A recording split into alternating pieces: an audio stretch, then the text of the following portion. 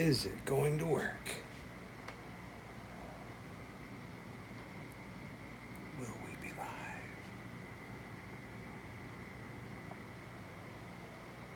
Hey, there you are. I'm not frozen. Yet. Cool. Alright, is it gonna work? Here, check out the piece from last night.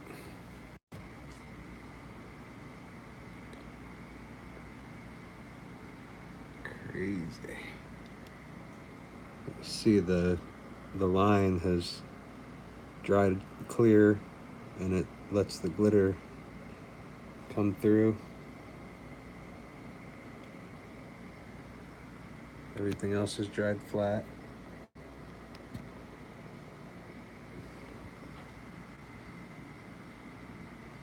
Pretty neat.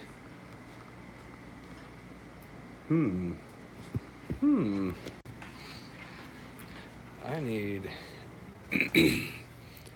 a large green tea. Do we have? I don't know if this will do it.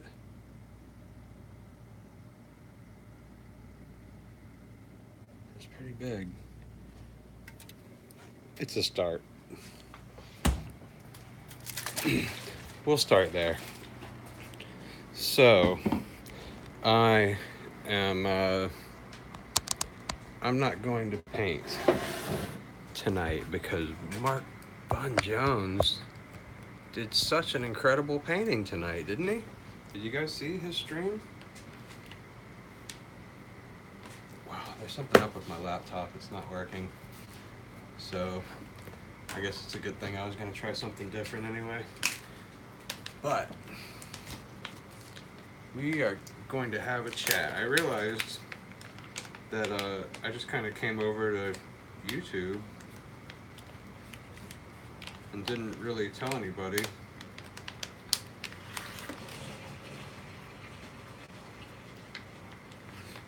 don't want to do that one right now. I'm going to do this one.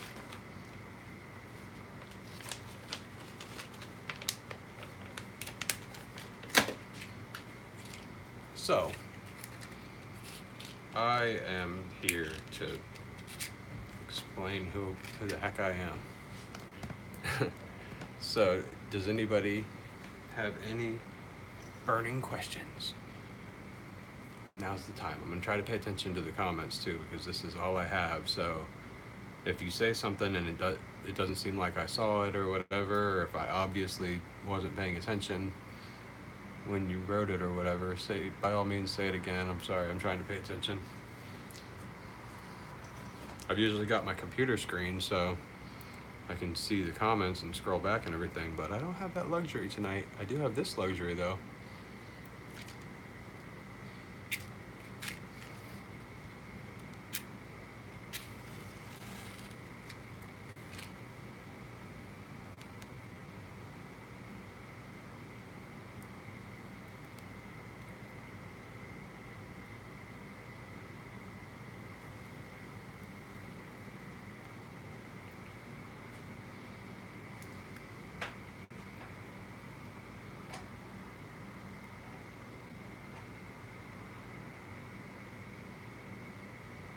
Nice. That's a nice smoke. This is a stubby little Arturo Fuente. Probably sun grown, I'm thinking. I don't know. I had him clip them for me before I threw them in the bag, so I don't know the exact make and model.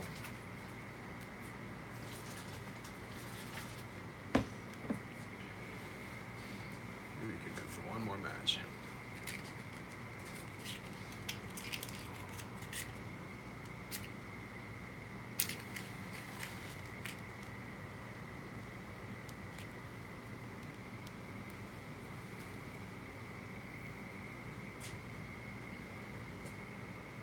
Now we're talking. I got the garage door cranked open.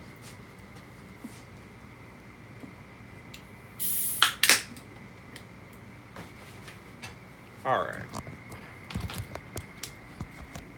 We'll get out of here.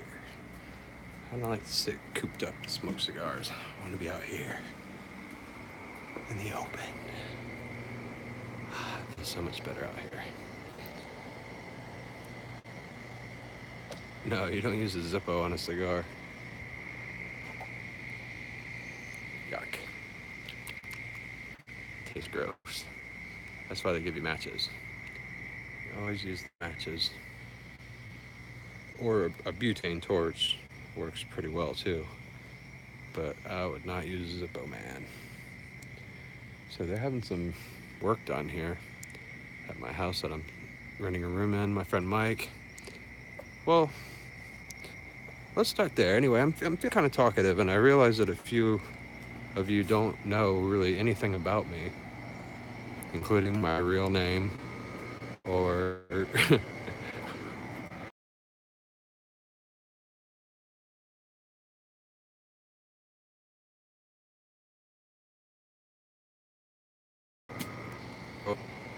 or questions if you have any.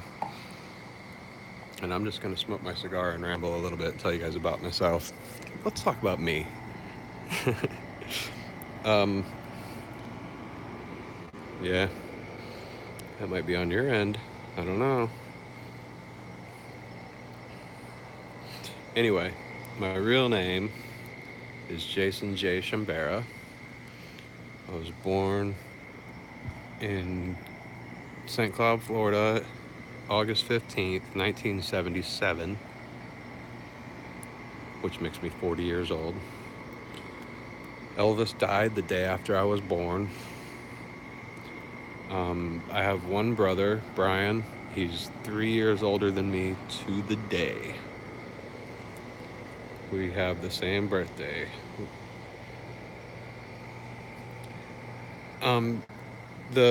The fluid is just it takes away the flavor, or not takes away, but it just makes your cigar taste like gasoline or something. That's why people don't use them for cigars. The sulfur is like, it lights it, the flavor goes away.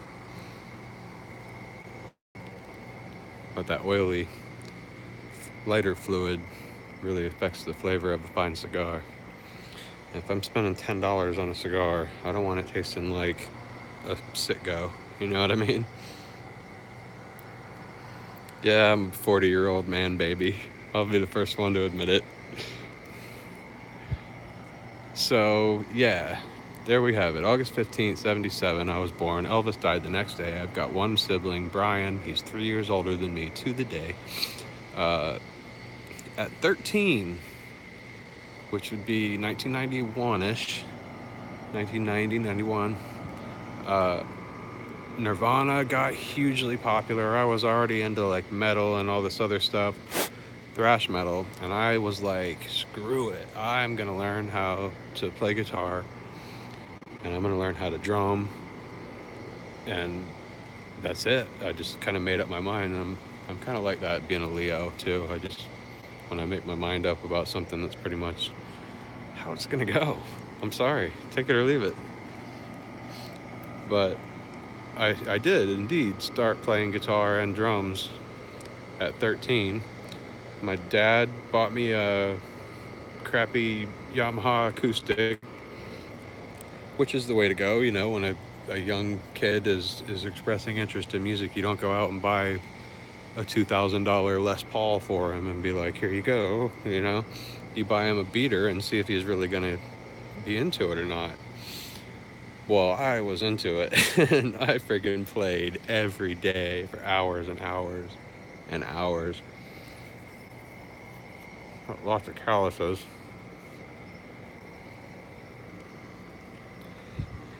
And I must admit, the electric guitar in particular, not just guitar, but the electric guitar was my first true love.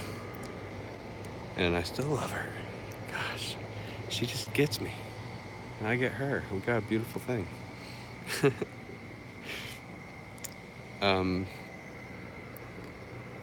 I also acquired a drum set back then, which I still use the bass drum shell for, and I've owned other bass drums and everything through the years, but they just don't sound like that one. That old bass drum that I have is amazing. It's the bass drum you've heard on every one of the 20 Shambera and Wentz singles that we've done so far. I've played the same bass drum for a long time.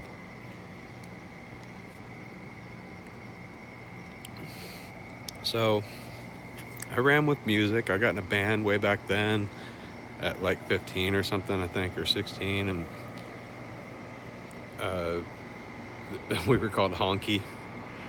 We were stupid, but we were hardcore, we were fast and freaking tight, and it was pretty awesome. We played a concert that a bunch of people put together at the St. Cloud band shell back in those days. But that was a few years later. That was like 95-ish when all that happened. Back in 1991, another important thing, uh, hugely important, actually maybe even parallel to my love of guitar and drums and just music in general, kind of all transpired that same year, because in 1991, in St. Cloud, Florida, the First Christian Church, which is my family's was my family's church that we went to when I was raised. We were in, and he brought along his family, June, Faith, and a guy named Adam. And me and Adam hit it off immediately. We became the best of friends, and we used to we used to terrorize this town. I could tell you stories literally all night, but I won't ever unless he's with me someday. You might get some good stories out of us on a stream like this or something, but I'm not going to spill the beans on my own. But anyway, that's also one of the most uh, important and influential relationships in my life that I still have, is my friendship with a guy named Adam.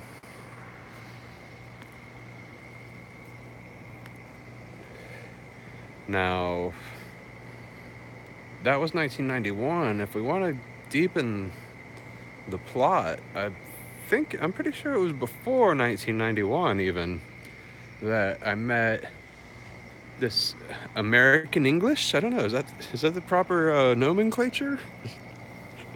I met this young English American chap by the name of Mark Fun Jones. He was fun back then, but he didn't know that it was his middle name back then.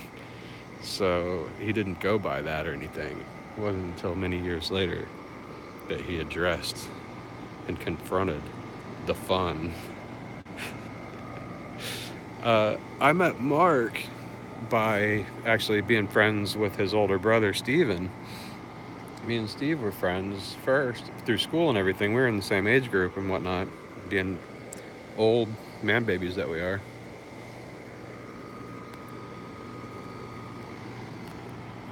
Well, me and Steve cooked up a scheme to have me stay over there one night, and we were just gonna, party and listen to rock and roll or whatever all night. And we thought it was like the coolest thing in the world. So I ran it by my parents, and I got the okay. And that was the first time that I ever spent the night at anybody's house, was at Steve Jones' house. And Mark, little Mark, he was like really young. We actually picked on him pretty bad that night. And I like that right now.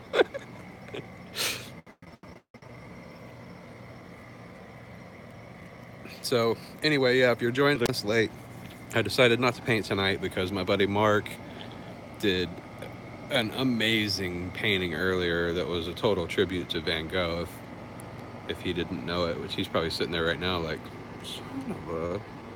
It was, wasn't it? But yeah, it was a very starry night piece, and it satisfied my artistic yearning for the evening for sure. So I decided to smoke a cigar and talk your ear off instead, and tell you a little bit about who I am and why you hear Mark talk about me all the time. You hear me talk about Mark and all that kind of stuff. I realize a lot of people that watch us have no idea most of the stuff that I've already said tonight. But yeah, that lets you know that's how long me and Mark go back, is like the 80s, I guess it would be.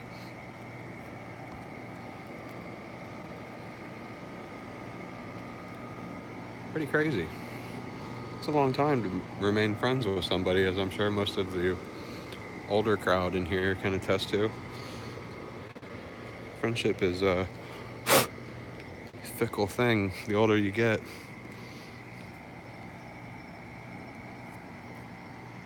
People always say that they find out who their true friends are and all that kind of stuff. I don't really believe that. I think your true friends are the ones that are gonna be there in the end. they, they don't come and go. You just figure out people's true colors. Anyway, enough on that philosophy. Let's get back to my timeline. Where are we at? 1991, met Adam, started playing guitar, started playing drums, really just fell in love with music as a whole, and started collecting. And wow, you should see my collection now. Wait till I get a place, and I'm gonna start doing a different type of show on YouTube where I talk about a specific artist, or not an artist like you think, a band or a musician. And I'm gonna start pulling out everything that I've got in my collection, and just having, like a half hour, 45-minute, hour-long show where I'll tell you stories about when I saw or met the band, or picking treasures, like collections, and where I found certain stuff. It's going to be pretty interesting. It's basically my life.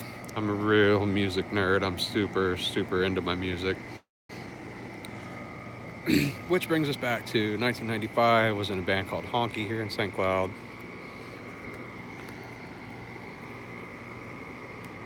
We played a show at the St. Cloud Band Shell. Check this out. Oh, it's beautiful. Reminds me of Tony.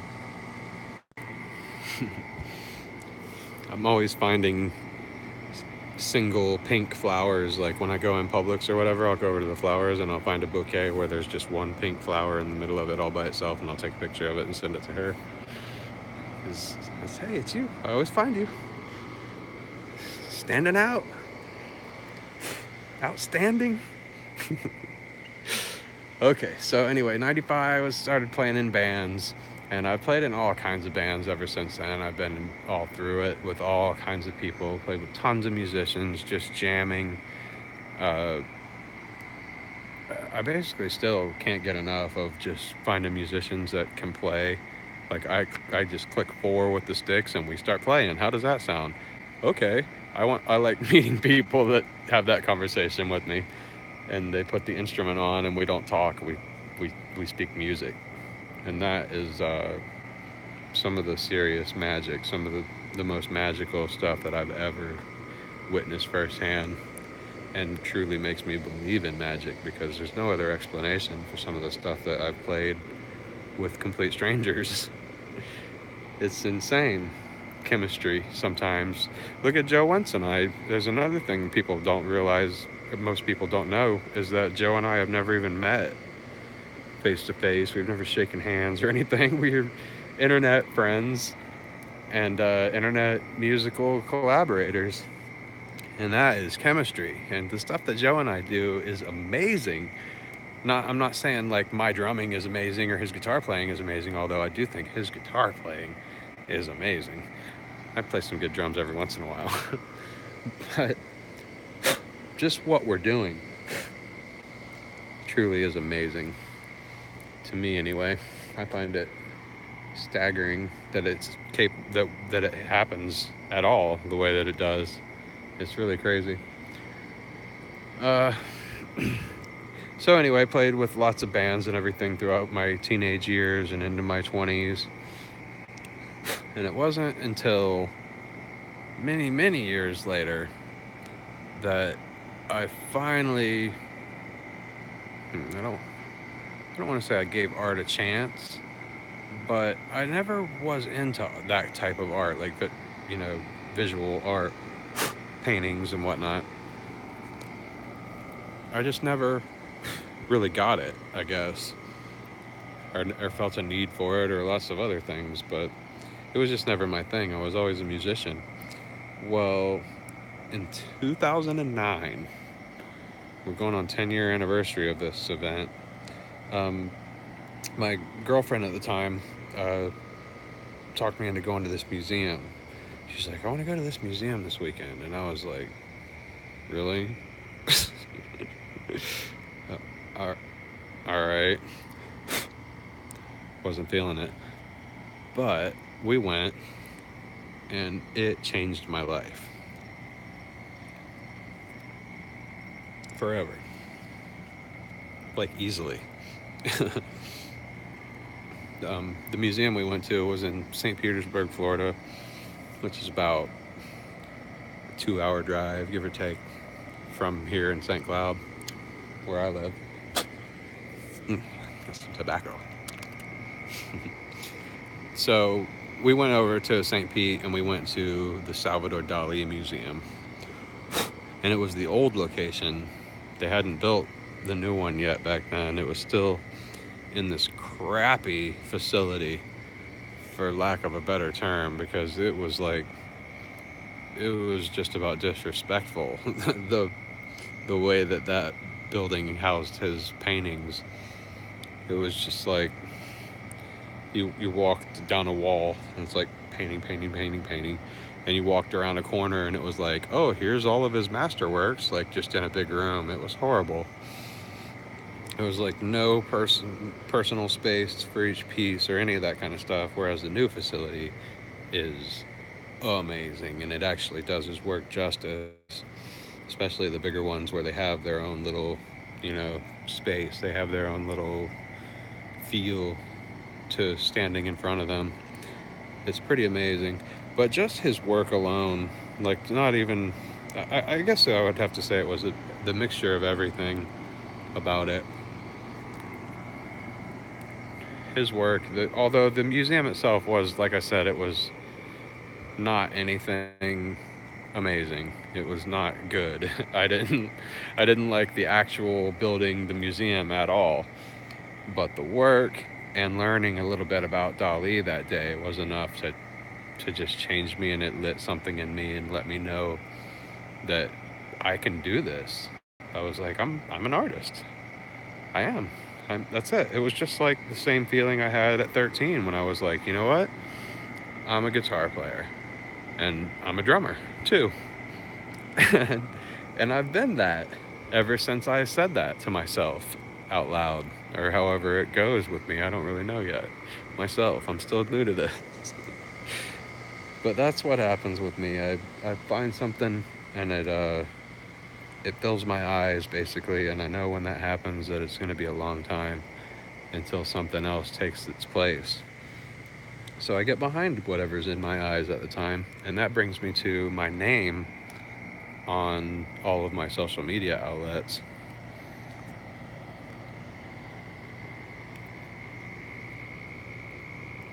So back in 2009, I started painting like crazy, and everybody was on MySpace back in those days. Facebook wasn't even like heard of.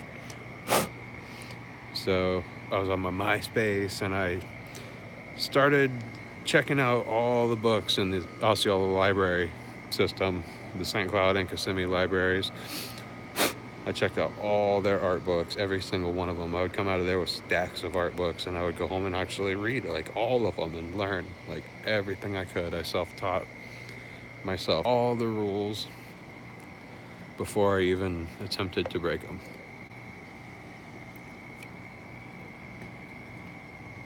All the rules about color and its relationship with other color and all that good stuff.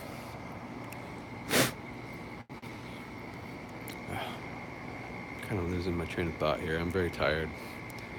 It's been a long week already.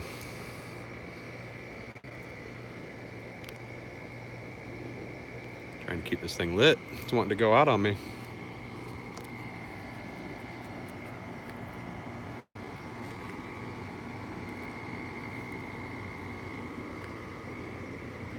Too much talky, not enough puffy. So, when I realized, as I, found myself head deep in art books, I'm going, who the heck am I? Like, what is going on? But it was undeniable that it was here to stay, and it was something that I was going to be into for a long time. Look at this plane. Very loud, huh? It's going to crash into my head. You guys probably can't even see it. You're like, what the heck?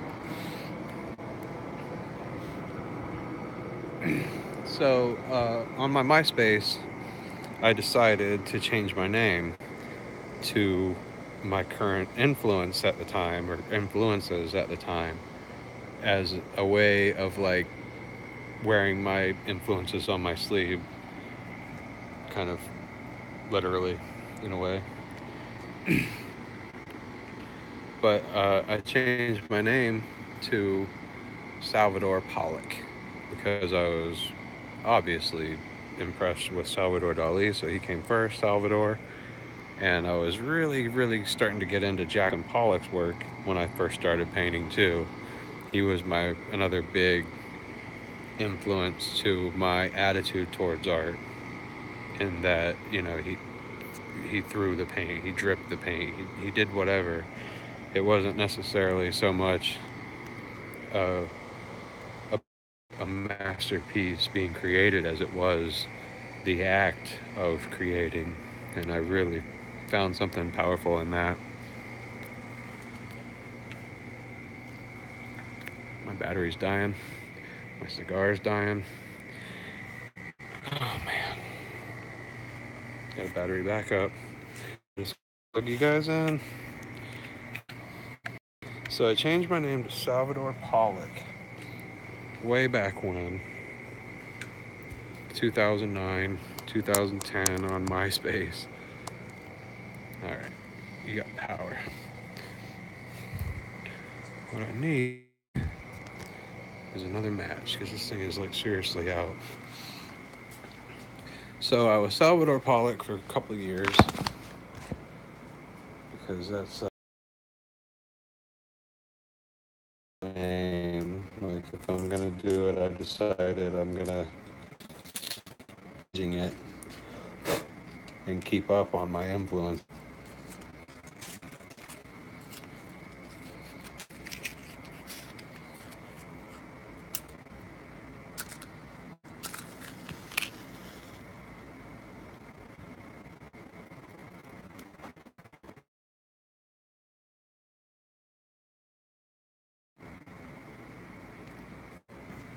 Well, well, I didn't find it. I mean, everybody knows who Vincent Van Gogh is and can tell you probably the names of some of his paintings.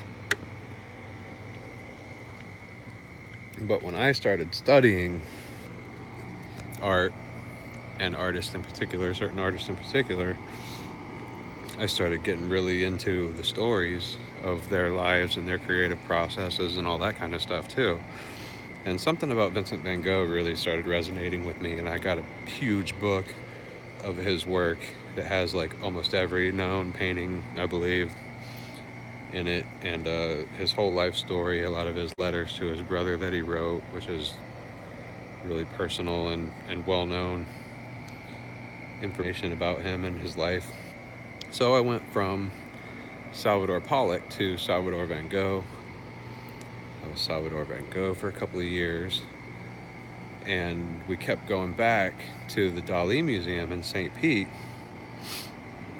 a lot because we became members and everything, and I'm still a member to this day. I've got a membership card in my wallet and everything.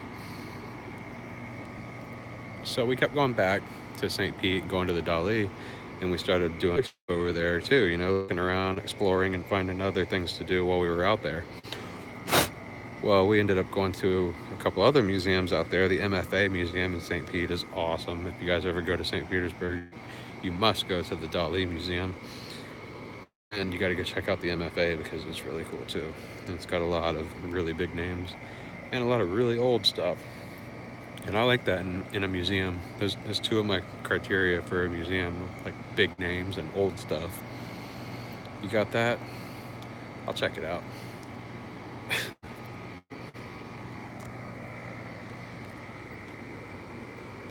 Well, we kept going back to St. Petersburg, looking around. We went to the MFA. It was awesome. We went to a bunch of record stores and thrift shops and all that kind of stuff. Ate at a few different restaurants. And finally, we found out about this other museum that's right down the street in St. Petersburg. So we went to check it out one day. And it was a museum dedicated to one artist who worked in glass sculpture and glass blowing, and he actually draws and paints and stuff too. But this guy, his name was Dale Chihuly, and I'm like, Dale Chihuly? That's, that's a weird name. And it is, and he's a weird dude. But he's awesome, and he shares that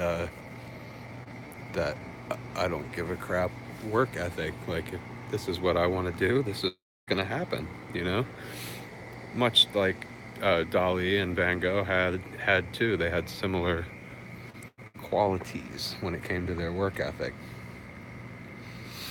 So that resonated with me too, and I ended up changing my name yet again a few years later as I started learning glass myself and becoming more and more enveloped in the glass world, and this guy Dale Chihuly. So another name change as well. I kept learning more and falling more in love with Vincent van Gogh. So my next name change came, and it was time for Vincent Chihuly. Vincent van Gogh, Dale Chihuly.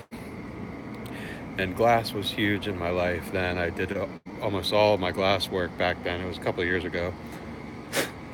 But I can't do it now where I'm at. All my stuff, my whole life is in my storage unit and has been for over a year now. And I'm renting a room. I'm actually renting this room right here. See the light? That's my bedroom. The green light. I'm saving up, paying a bunch of debt off, which I've already paid off most of my debt. But now it's time to save up, and I'm going to get a house of my own. Be a first-time homeowner, home buyer. It's going to be pretty awesome. And as soon as I do, I'm going to have so much content for this channel. It's going to be freaking ridiculous. Like I said earlier, I'm going to start doing a music variety show, basically, where I talk about one band per show. That's going to be epic. And I'm going to start getting back into my glass making and bead work and all that kind of stuff, and doing those live streams again, which I've got a lot of them on my Facebook, but they're really hard to find. Another plane. Another plane is going to crash into my head again. They all keep taking the same path, I guess, going to the airport. It's like all roads lead to the airport in the sky.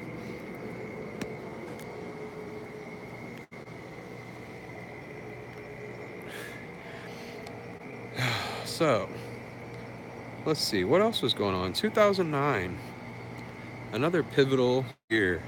1991, super pivotal and an important year in my life and who I am, and where it's where I came from. So 2009 was another big changing year for me. I was already at UPS for several years, and I finally decided to go driving in 2008. So by 2009, I was a UPS driver and making good money and in love with art, painting, and I was just buying canvas like crazy. I had all this money for once. I'm like, oh my God, I got money. Like, let's go buy stuff. Woo! I was completely frivolous with my money for years when I first became a driver. But man, I had fun.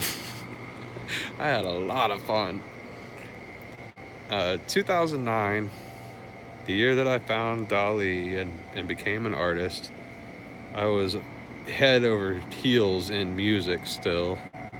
I was in 3 bands at the same time. Well, not at the actual same time, but I was a member of 3 functioning bands.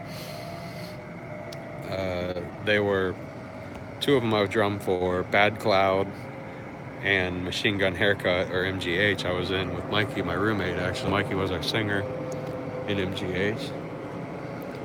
And my other band that I sang and played guitar for, we were called American Scare. And we were all playing actively. I was working full time. I was still working the crazy hours that I work now, but I just like, I was getting dumb and just didn't know that it was all going to catch up to me. But I just kept burning the candle at both ends for a long time back then. In 2009 in particular, just painting as much as I could and playing in the bands and drinking heavily, going out partying all the time, every night. Basically, it was chaotic. It was crazy. But like I said, it was fun. I was having a lot of fun. But I did completely drive myself into the ground and wear myself down. The next year, 2010, I decided, you know what, I'm tired of this crap. Drinking. It doesn't make me happy anymore, ever. All it does is, take my money and my good mood and completely destroy all of it. So I said, I'm done with that. I'm done. I actually looked at my friend and said, it's all over. He looked at me like crap. But I meant I haven't touched a drop since I said that. And that was, now we're going on 8 years.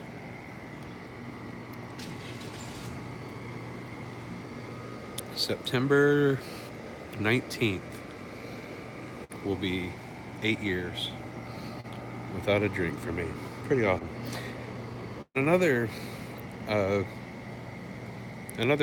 chapter of that saga is my relationship with Adam the Woo again, because him and I had plenty of stories, drinking days.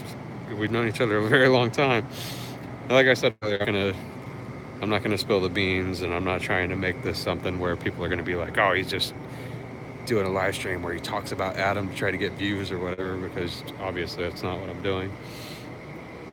But anyway, my relationship with him was something that I learned from, and I watched and paid attention to a lot of things that he showed and said, had to say, and how he lived his life and everything. Just kind of watched it all transpire. And by 2009, he had already quit drinking. He was done drinking for a couple of years, I think, already. And I was hanging out with him all the time, getting wasted or whatever, trying to get him to stop at the store so I could get beer before it was too late and all that kind of crap. And he's just like,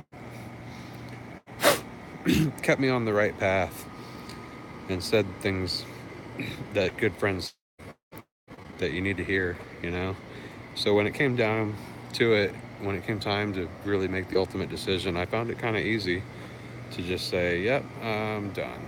I'm not going to do this. I see people that I know and respect that have already done it. It can be done. I'm going to do it. So I quit.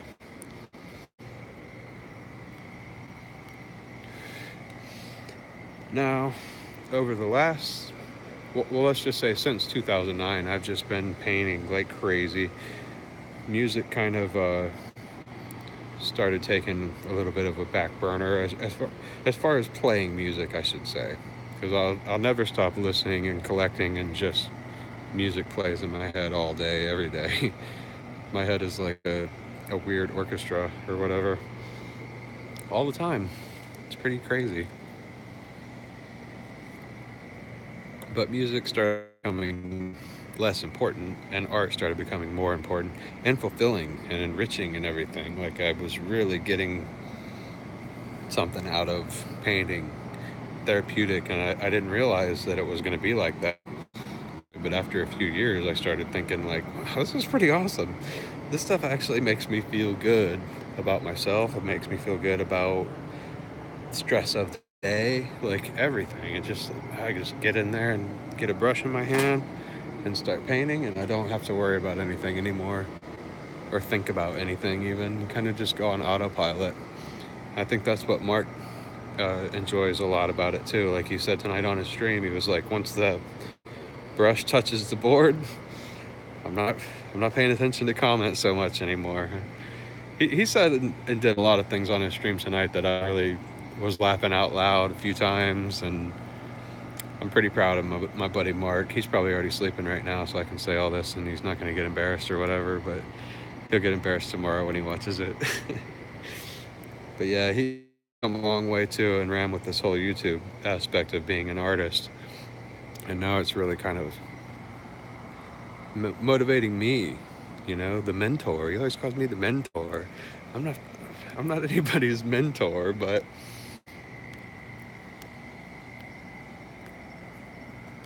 it's nice to show somebody the way. Like, hey, you should maybe walk down this path for a while, and they take your advice and they walk down that path and they see the benefits of it and everything, and they run with it. And then years down the road, your paths converge again, and it's time for the other person to tell you which way you need to go.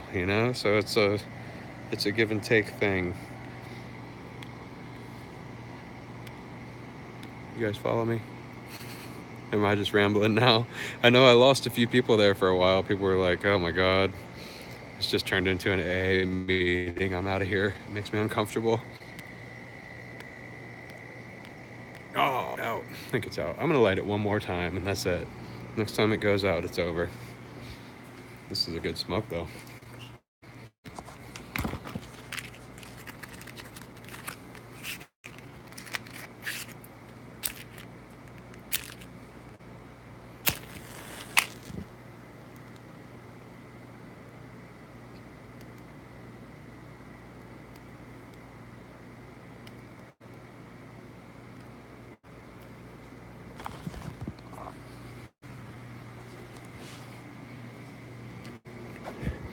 So yeah, what I'm getting at is there's times in my life where I'm down, depressed, not feeling creative, whatever.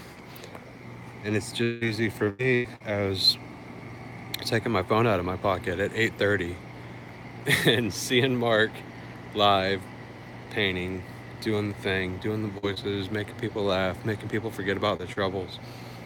And it keeps me on track. And it has been anyway, keeping me motivated, keeping me creative, keeping me producing. And like I said a minute ago, that's like really what it's all about, is that, just that feeling that you get, that creative release, and knowing that you put something into the world that wasn't there before you sat down. And it's a pretty awesome feeling, and more people should try it, I think. And that's something else that me and Mark have done is get a lot of people to try painting and learn a little bit about that feeling, and why, and see a little bit more why we do it so much, because it's almost like a bug, like you get bit and it's over. That's how it was for me anyway. Like I didn't even draw anything or paint, color by numbers or any of that kind of stuff. I was never into art until one day it just slapped me right in the forehead, and I was like, oh, wow. And then, well, by then it was too late. Obviously, Dali had already passed away. But now I know through what I've learned, that I was walking Florida soil at the same time as Salvador Dali for many, many years of my childhood. And that's pretty awesome. And technically, if you want to get technical about it, I own Salvador Dali's paintings. That's right. You look it up. Ask Siri. She'll tell you. Me, along with everybody else in the state of Florida, own all the works at the Dali Museum in the permanent collection. They're owned by the public of the state of Florida. Is that how you say it? Pretty interesting.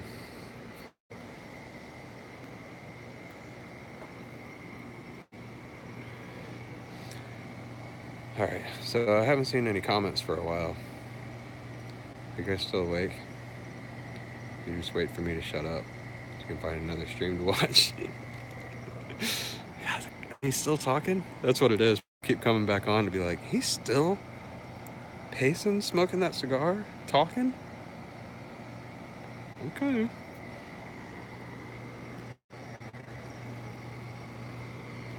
$46 right now. So that's pretty much my story up until now. Art story, anyway. Help me. Filmed in Fartovision.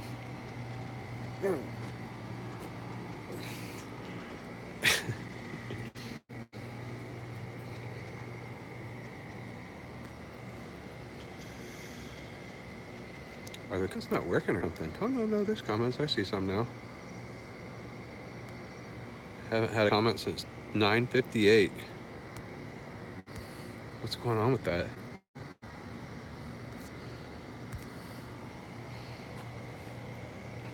Did I freeze again?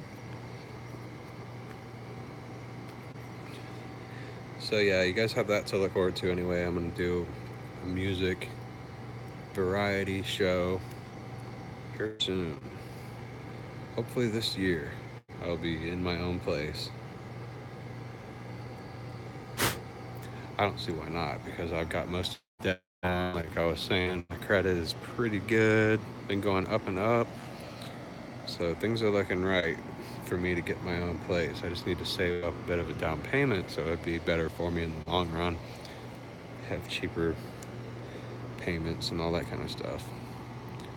Well, it doesn't matter. I'm gonna have to get out of here and move on no matter what. So it's gonna happen. And I'm gonna get married. We're gonna start our lives together. It's gonna be amazing. Oh yeah. Alright, I'm about to get off here in a few minutes and go inside. Look at these clouds. Can you guys see this? A little bit, huh? They're like super bright clouds out here because of the everywhere. You guys can't see them though. Pretty cool. Alright, well, I'm gonna wrap it up. Hopefully you guys have enjoyed me rambling and learned something about me that you didn't know before tonight. And if you didn't see Funnel Cake Jones live stream earlier, you should go over to his channel after you're done here and watch that live stream, because it was a doozy.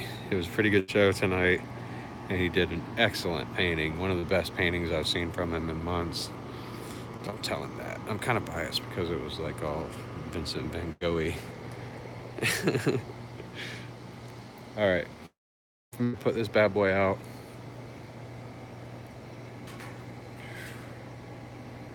Go inside. All right, thanks for watching, you guys. I love you, and we'll be back to the show tomorrow, right in there, right in that room. Magical. Good night.